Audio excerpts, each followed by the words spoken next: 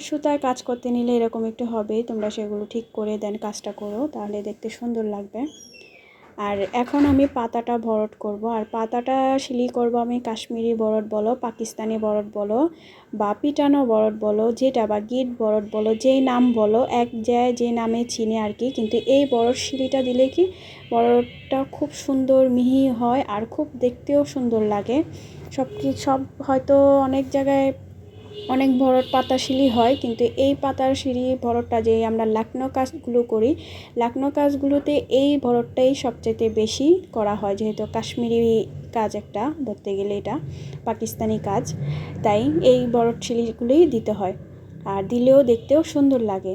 আর দেখতেই পাচ্ছ আমি পাতার শেপ অনুযায়ী এই ভরট শিলিগুলো সুন্দরভাবে এভাবে দিয়ে যাব।